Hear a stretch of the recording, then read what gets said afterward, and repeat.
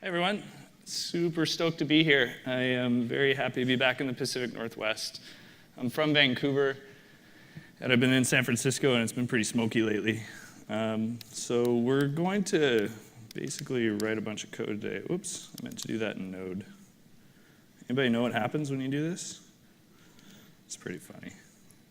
Mostly I just want to see, it's like, oh, that's a terrible typo. Whoops. I wanted to see if my screen's readable, which it seems to be. So JavaScript's not so great at math. We're not going to talk about that today. We're going to talk about functions.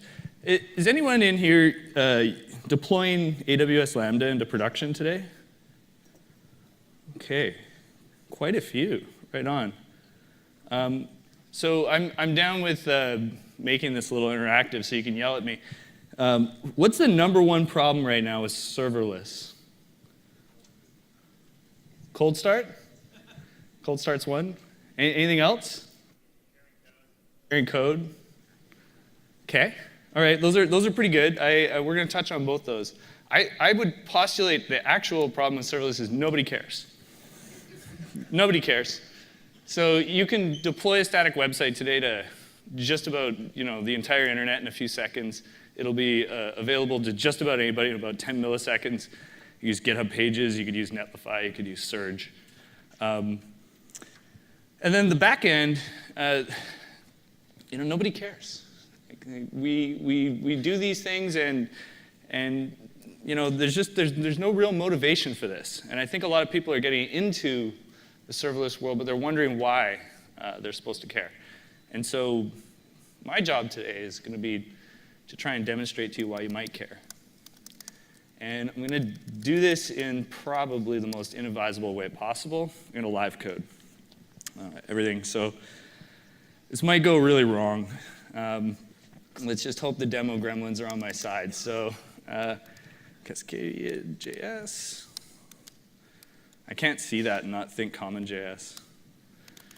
I'm going to touch what's called a .arc file. So this is how I'm building serverless apps. And the idea of an arc file is that it's a manifest format. A lot of these serverless frameworks are using YAML, and I'm not down with that. So we're just going to do something else. So I'm using this project architect, which is this rock I've been polishing for about 2 years now. We're reaching into the internet to grab it from NPM. And I know one of you right now thinks I should be using Yarn. I know. It's OK. It'll be over soon. Almost installed this. Great. Not bad, 211 packages. I love the reuse of that. So we've got this empty node project without too much going on. Oops. So there's my arc file. And there's nothing in here because I haven't done anything yet. So the syntax of arc is pretty simple. You define an app, which would be a namespace. So I'm just going to do CJS. And then you can define routes. And these are going to turn into individual Lambda functions. So let's do that. We'll just do one route for now. And I'm just going to create this locally. So Node 6, I believe, shipped this tool called NPX. And NPX is pretty wonderful because it lets you run binaries local to your project. So instead of installing like a global binary and having it all over your system and not being able to deal with it, you can just use NPX and run these local binaries. Whoa. So I'm just going to not open my node modules because that's a bad idea. So when I ran that generate, that create local command on this file, it kind of mirrors the file system where I've got this HTTP thing, and I've got this function right here. I'm sorry, this is hard to read, so let's just make this a bit smaller. OK, so this function just says, hello, Cascadia. And I'm going to start a local sandbox, and we'll take a look at that. Great. OK, so we're running one function locally. No big deal. Let's add another function just to make this a little more interesting. So we'll go into the arc file. And we'll just do a get foo. npx create local. My terminal is not super stoked on this resolution, so it looks a bit funky. But that's okay. And we'll run the sandbox again. Great. Whoops. Not that. We go foo, see hello world. It's kind of what you would expect. Okay, so working locally is a thing, but really we want to work in the cloud. So npx create local tells Architect to build that thing to your local machine with an in-memory database so that you don't have to have an internet connection or an Amazon account to prototype. npx create by itself will generate 2 API gateway instances, 2 DynamoDB tables, in this case 4 Lambda functions, and it'll deploy the whole thing and then wire it up with an IAM role. The reason we do 2 of everything is because we want to have staging and production environments out of the box. So this isn't something that you can really opt out of. If we're building software today, we want these isolated spots where we can stage our deployments through a development process. A lot of other systems that are out there kind of make you do this yourself. You inevitably don't quite do a great job of it. It means that the systems are not quite the same.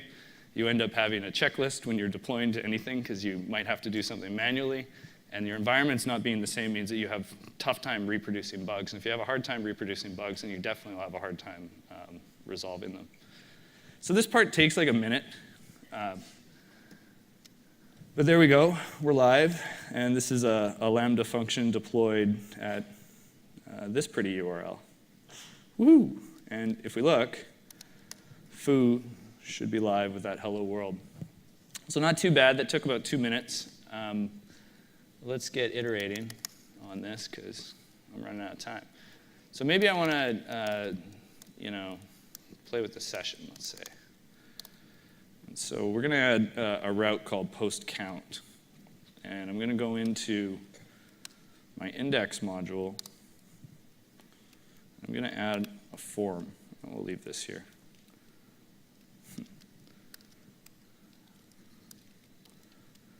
I'm just going to be that guy and totally make a messy thing here.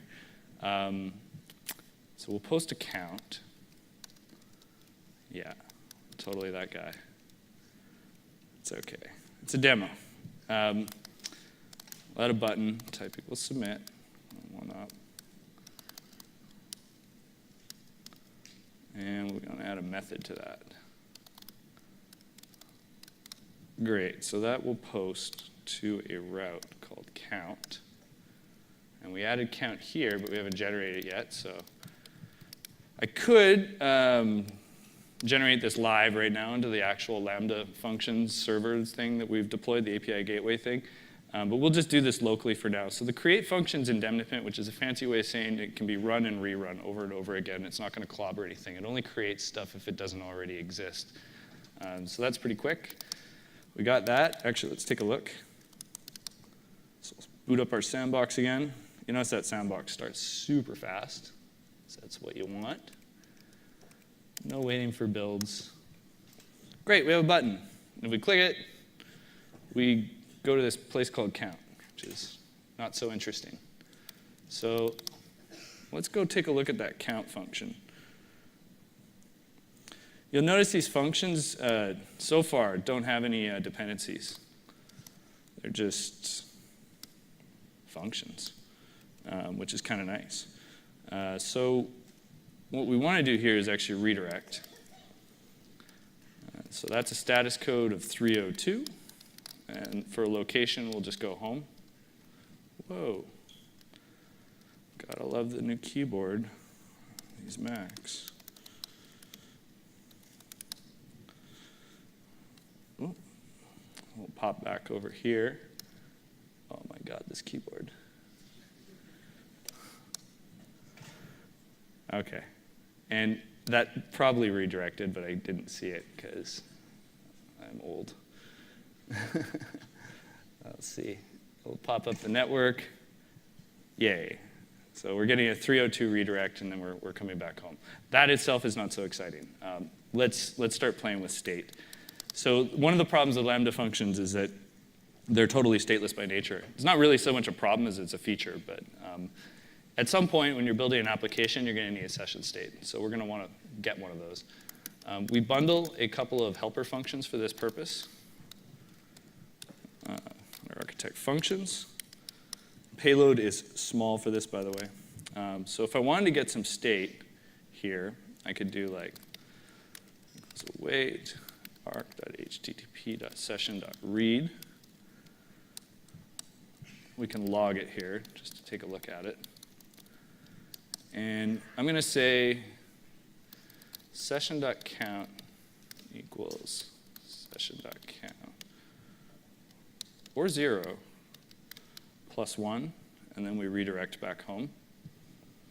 And then back on that home handler, get index. Oh my God, this fucking keyboard. How many times a day do I have to say that before I buy a Surface Book? It's getting closer every day. Okay. I'm digging this new Microsoft. So same pattern. Gonna pop open post count and just steal that line of code. I know this is pretty messy, so I'll close you. So this is gonna read that session, and it's gonna look for, well, actually, you know what? Let's just be super weirdos, and let's just dump the whole thing out. And this is like one of my favorite debugging techniques. Let's just dump the whole request. No, we'll dump the session. Let's do both. We can do both.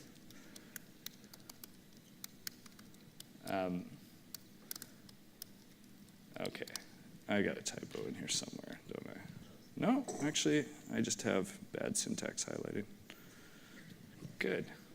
Okay, so when we redirect, this is going to come back, and it's just going to dump the session. It's not going to do anything else. Whoops. So let's sandbox this so we can see the login a little cleaner. Great. Oops, wrong way.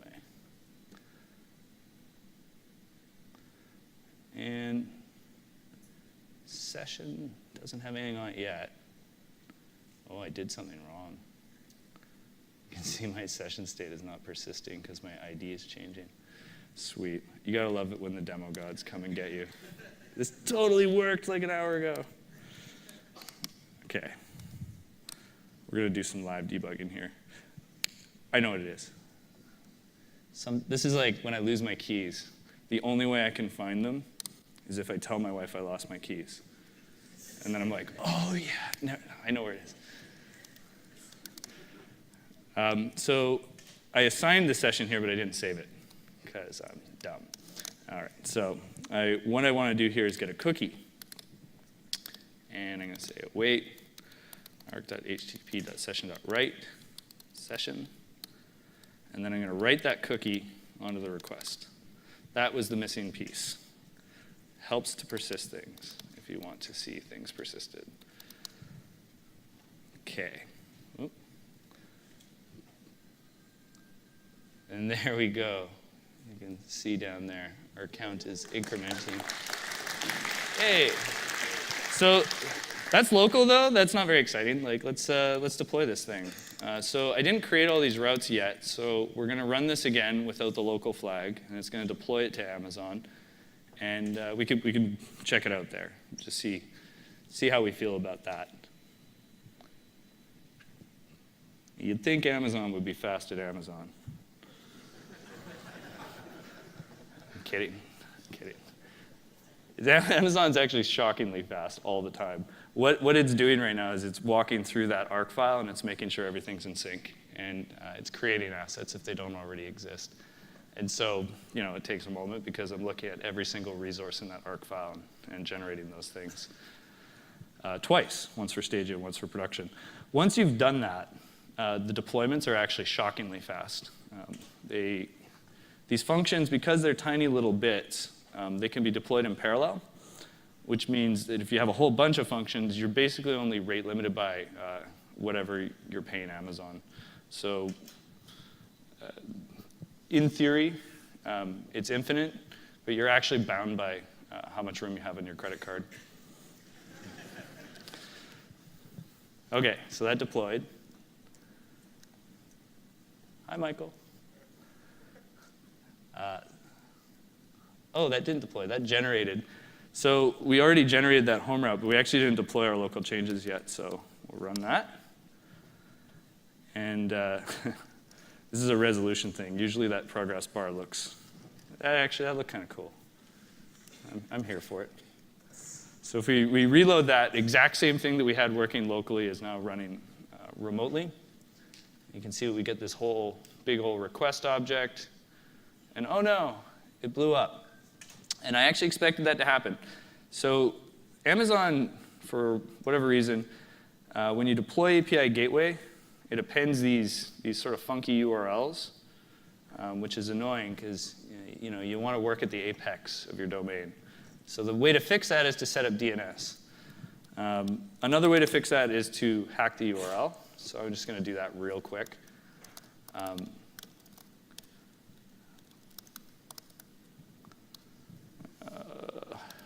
Helpers.url.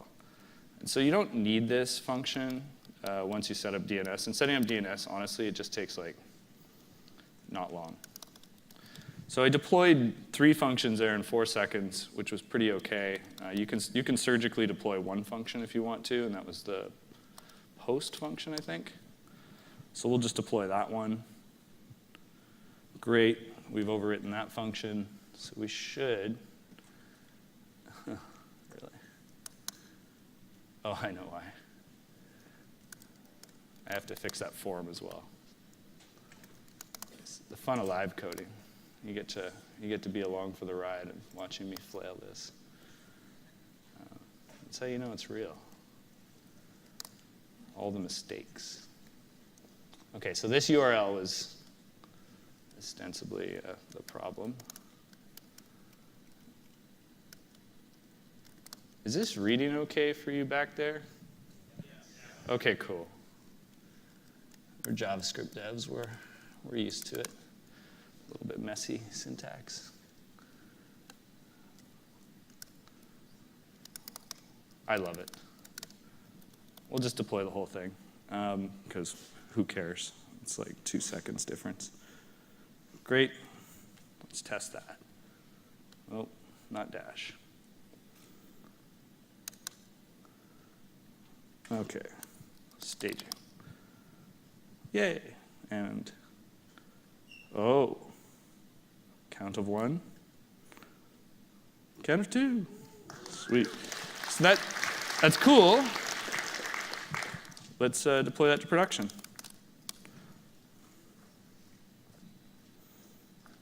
And this will just take that same code and basically just pump it straight into a fresh set of lambdas and a fresh API gateway. And these things are entirely isolated from each other. They're not touching each other in any way. You'll notice that cold start was non-existent. So something that people brought up earlier, one of the problems of these things is the cold start. Cold start's not a problem if you have lots of small functions. The key is to be under 5 megabytes. And this is pretty common knowledge now because I've been saying it for 4 years.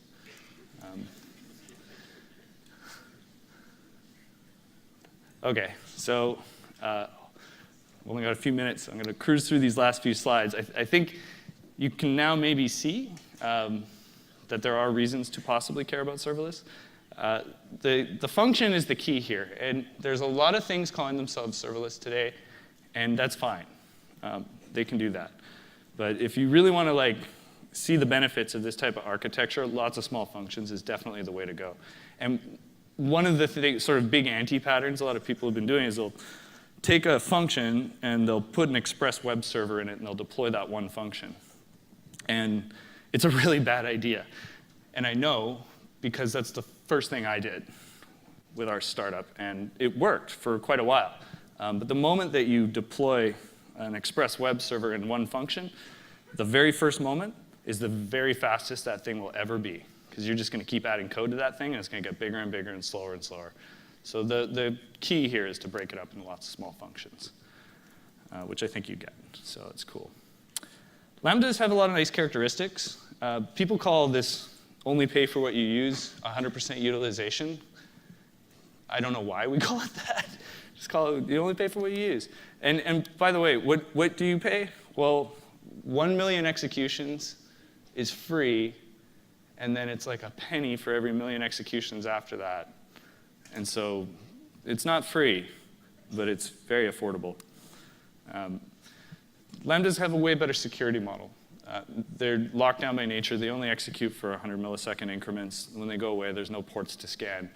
You control the dependency packages that they go, and then they go away. They're stateless. So each function can also be independently configured. So with a monolith, if you're setting it up properly with IAM roles, you're going to try and have least privilege, which if it's a monolith, least privilege will be you can do everything.